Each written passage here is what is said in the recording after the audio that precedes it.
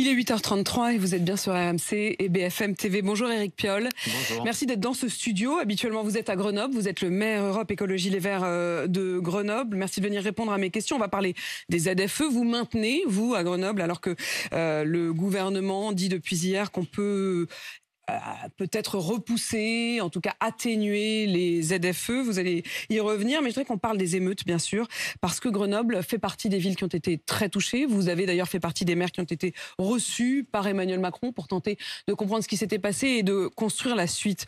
Je voudrais d'abord vous interroger sur qui a mis fin aux émeutes. Merci qui? Est-ce que c'est merci la police? Est-ce que c'est merci les dealers? Ou est-ce que c'est merci les imams, comme le dit Éric Zemmour, par exemple? C'est merci personne. En réalité, il y a une étincelle. Ce jeune homme, Naël, qui est abattu par un policier dans des circonstances qui ont choqué tout le monde. Il y a une étincelle. Cette étincelle, elle déclenche une colère qui est très légitime. Quand on sent, elle est partout. Donc à chaque étincelle, ça peut s'enflammer ou pas. Et évidemment, cette étincelle, elle se manifeste là dans des formes de colère. Une colère légitime, mais avec derrière évidemment des actions qui, elles, ne le sont pas, que ce soit brûler des bâtiments publics, piller des magasins, comme ça a été le cas à Grenoble. Mais derrière, ça se calme et on ne sait pas pourquoi. On va revenir sur cette colère que vous appelez colère légitime. Mais pour vous, il n'y a pas de raison. Ça se calme, ça se calme. Ça se calme parce que la météo, ça se calme parce que on ne sait pas. Parce qu'il n'y a plus rien à piller, ça se calme pourquoi? Non, on ne sait pas. Parce qu'il y a un moment, il faut passer à autre chose et que ça retombe. Voilà, malheureusement, tant qu'on ne va pas travailler derrière sur les causes, il n'y a pas de raison que ça se reproduise pas. Et pourquoi là et pas 15 jours avant quand un autre jeune homme a été abattu? J'imagine, Éric Piolle. Et vous vous dites pas, la police, par exemple, le fait qu'il y ait des renforts massifs, ça fait partie de ce qui a peut-être calmé? Même pas? Non. Non, c'est pas la police qui a calmé non, les émeutes. Il y a un moment, ça redescend et voilà, on constate que ça redescend et on ne sait pas tellement pourquoi. Les dealers, alors Éric Zemmour hier disait dealers et imams. Les dealers en tout cas, ce qui est vrai, c'est que les spécialistes du grand banditisme, comme Frédéric Ploquin, disent en effet que les dealers avaient intérêt au retour au calme et qu'ils ont sans doute fait en sorte que ça puisse être le cas. Tout le monde a intérêt au retour au calme, en réalité. Les dealers, évidemment, la société dans son ensemble, les familles, les jeunes, tout le monde, parce que voilà, on reste pas dans des manifestations de colère extrême et qui débordent dans des choses inacceptables. On ne peut pas rester là, c'est pas un régime de base. Donc il y a un moment, ça retombe. Ça veut pas dire que la colère elle est retombée à l'intérieur, parce que en fait cette colère-là, on la sent tout le temps. Notre devise, c'est liberté, égalité, fraternité.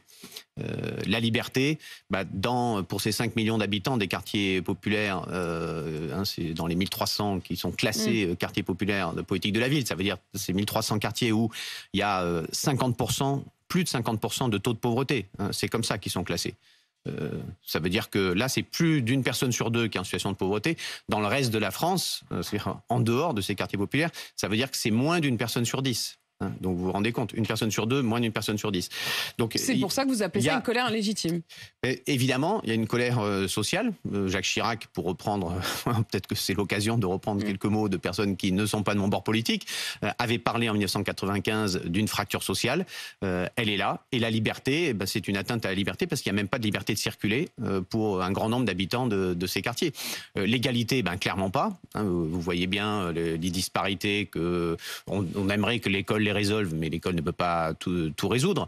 Donc il y a ce problème d'égalité et la fraternité, évidemment, puisque, vous l'avez vu, on le voit avec des propos qui sont tenus vers toute cette droite qui a dérivé vers l'extrême droite. Il n'y a plus mais du tout de cordon. Vous trouvez ça très fraternel, vous, de piller les magasins et de casser les centres-villes? Non, mais ce qui n'est pas fraternel, c'est de dire que, en fait, nous ne sommes pas tous des fils et filles de la République. Voilà. Là aussi, je reprends une phrase de Jacques Chirac. Mais ça veut dire qu'aujourd'hui, 2005, il dit chiracien, Éric Piolle. Non, mais c'est juste pour décaler un peu le propos, mais rappeler qu'en fait, nous avons tous un lien unique à la République. Nous faisons partie d'une communauté de destin.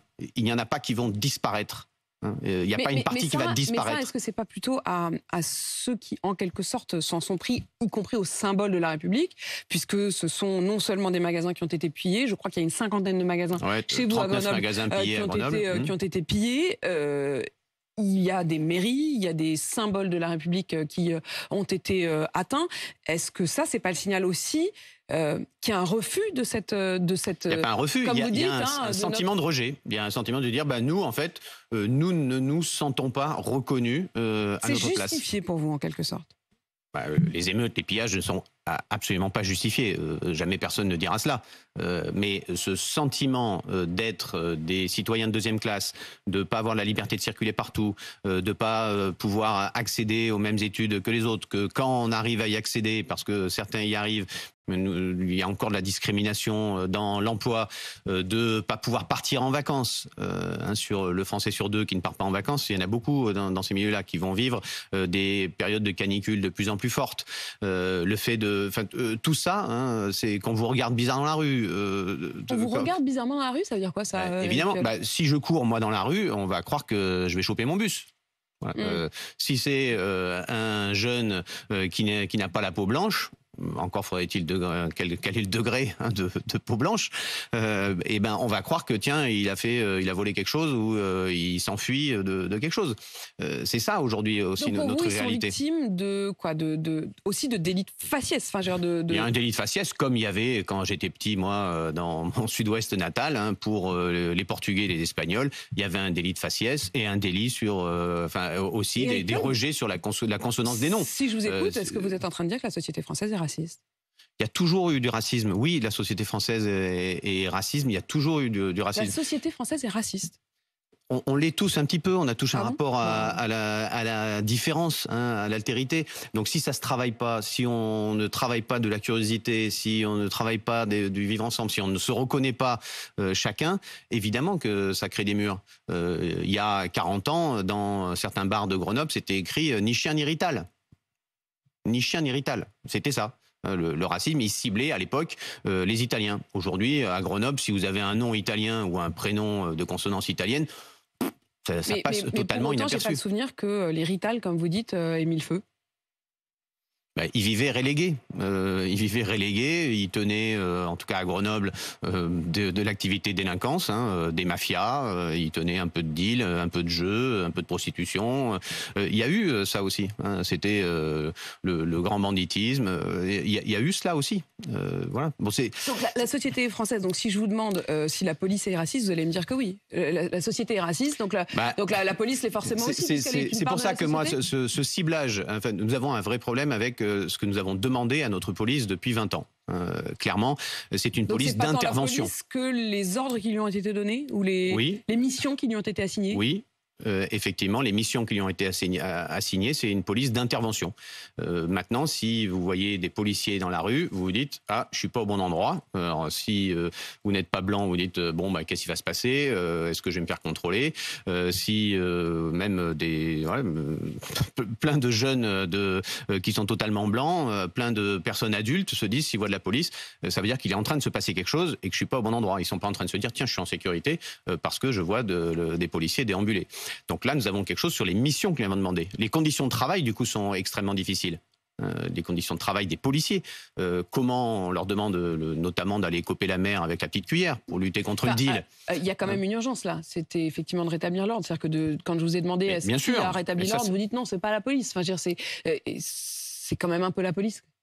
Bien sûr, ils sont dans leur mission. La police, c'est quoi? C'est une corporation qui vit aujourd'hui dans des conditions de travail extrêmement difficiles, sur un métier qui est difficile parce que c'est toujours la graduation de la réponse. Vous vous faites provoquer, insulter ou vous devez lutter contre des attaques sur les biens, les personnes, et vous devez graduer la réponse. Ils le font. Ils le font. Les policiers, non? Oui, c'est ça que je dis. Vous faites, et eux, ils doivent gérer. Moi, je suis au quotidien avec eux. Leurs conditions de travail sont très difficiles. Et leur capacité globale à avoir une réponse graduée, elle est extrêmement forte. Moi, ça m'épate, toujours. Évidemment, il y a des débordements, mais globalement, je me dis, waouh, le sang-froid, la capacité professionnelle à encaisser tout ça et à se dire, là, on y va, là, si on y va, ça va mettre plus le bazar.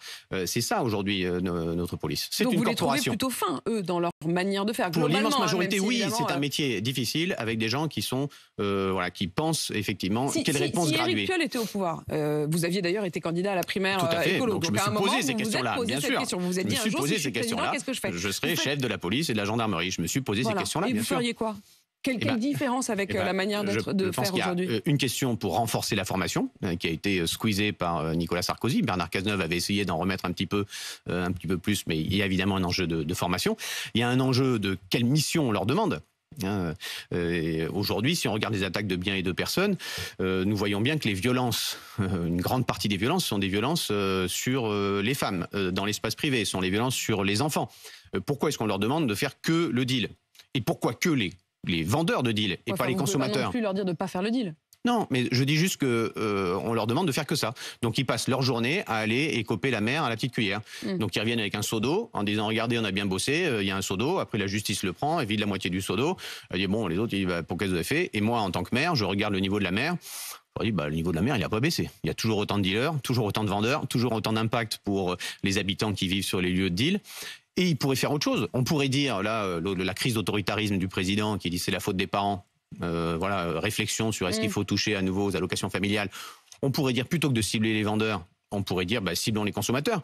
Dans une crise d'autoritarisme, non, c'est pas du tout, du tout, c'est pas du tout le cas. Mais on pourrait. Ce que nous dit le ministre de l'Intérieur ou le ministre de la Justice, les deux disent désormais que les amendes aux consommateurs vont être non seulement plus précises, mais qu'elles vont être récoltées, qu'ils vont s'assurer qu'elles sont payées. Tout ça est de la foutaise. Enfin, je rappelle quand même que le président de la République a décidé d'intégrer le trafic de drogue dans le PIB en 2018. Donc ça fait partie maintenant de la croissance française, le trafic de drogue.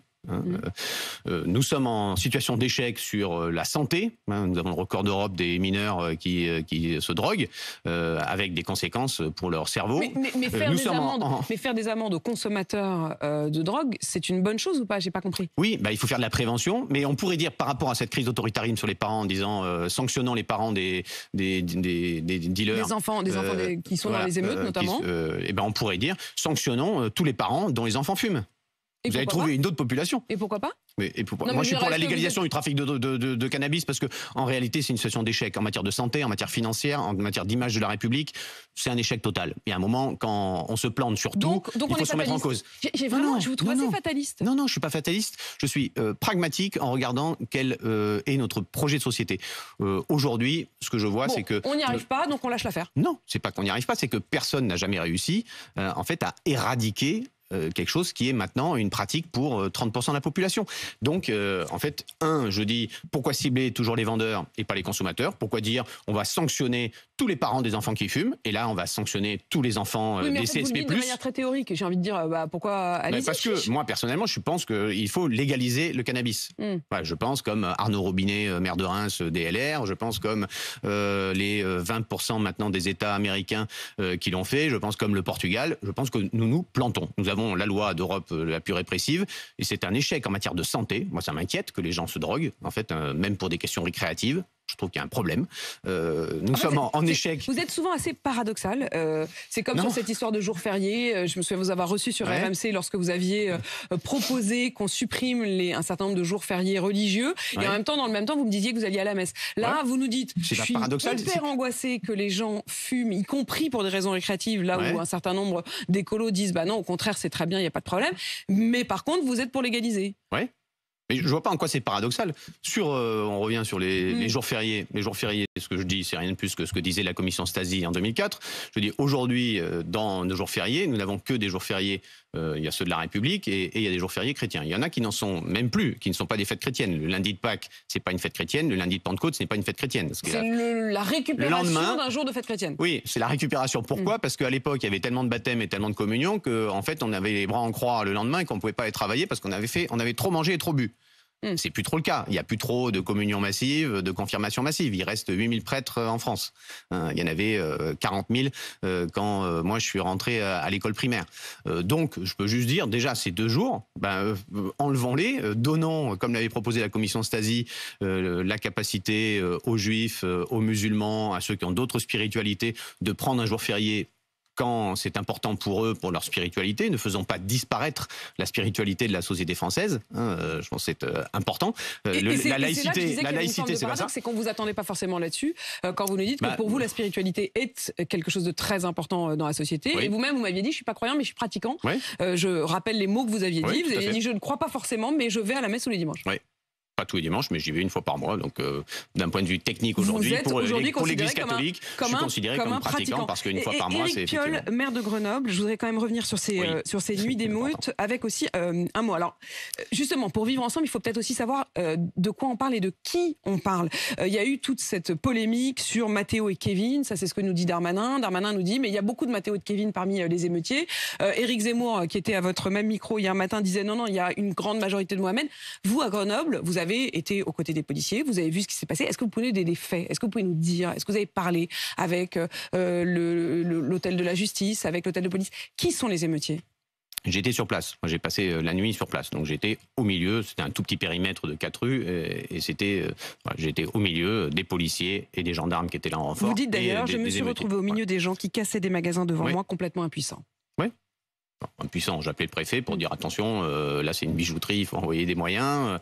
Attention, là ils sont rentrés dans la galerie Lafayette par une porte une baie vitrée que vous ne voyez pas, donc ça peut durer longtemps. Voilà, c'est juste. Vous avez fait ce que vous pouviez faire. Vous les avez donc vus et constaté, voilà, de visu, mais il y avait des différences aussi. Quel âge, quel profil, quel prénom? C'est pas systématique. Je pense qu'à Grenoble, en l'occurrence, c'était plutôt des jeunes, avec beaucoup de jeunes filles et plutôt des gens des quartiers populaires, avec aussi quelques-uns qui étaient là avant pour la manif des violences policières et qui s'amusaient à casser une agence immobilière ou que ci ou que ça.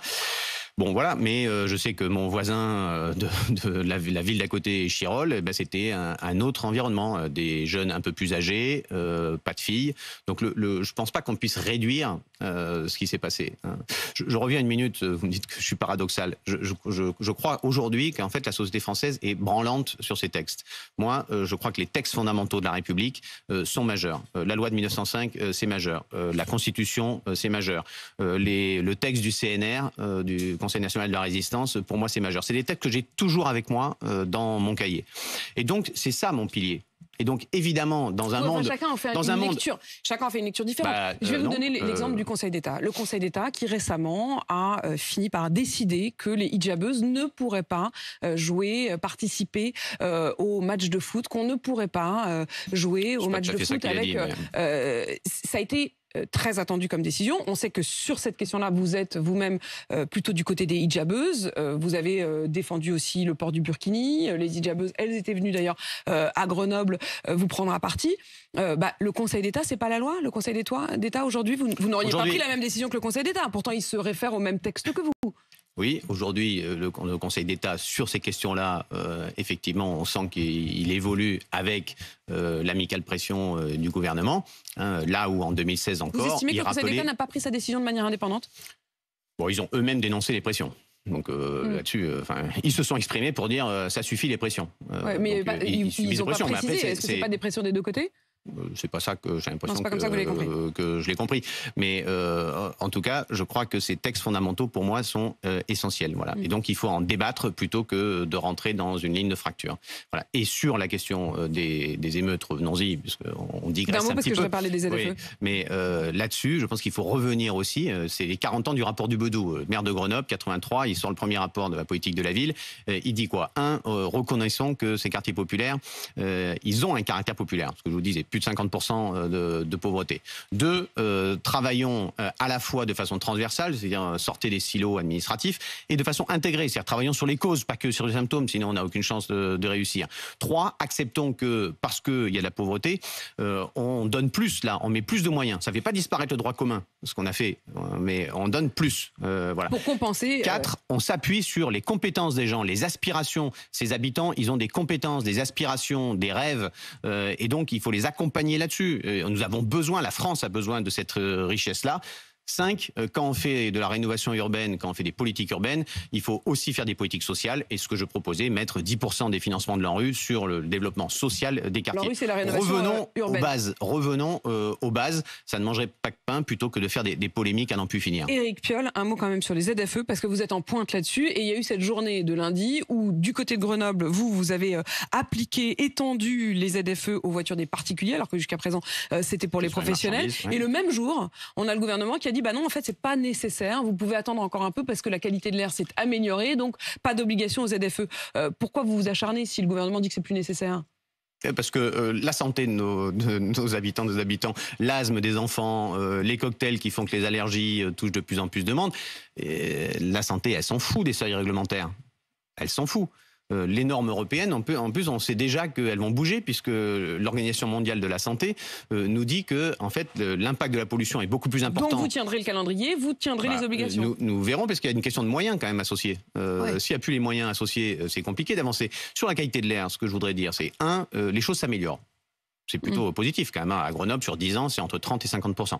Donc ça veut dire que c'est plutôt un succès. On n'en a pas tellement dans ces périodes. Donc on peut dire, les politiques publiques, il y a une partie, c'est pas de notre fait, c'est l'industrie qui se casse la gueule, ok. Ça marche, donc on accélère, quoi. Mais donc ça veut dire que ça marche. 2, je pense que c'est le scandale de l'amiante, la qualité de l'air. On est en train de vivre le scandale de l'amiante. Oui, parce que les scientifiques nous disent, nous savons l'impact. Et en fait, plus ça va, plus on comprend que l'impact est encore plus gros que ce qu'on imaginait. Et les politiques publiques ont un impact direct sur le résultat. C'est là que vous décidez un truc, ça améliore la qualité de l'air. Donc si on ne fait pas, on va se retrouver comme il y a eu à Paris, là, il y a eu 2 enfants qui ont attaqué le gouvernement et qui ont gagné pour la première fois. Donc, nous aurons, comme pour l'amiante, des procès. Il faut avancer et en le faisant avec le climat. Là, aujourd'hui, c'est dissocié. On traite les 2 sujets. Éric Piolle, il est 8h53. Merci d'avoir répondu à mes questions. Vous êtes maire de Grenoble.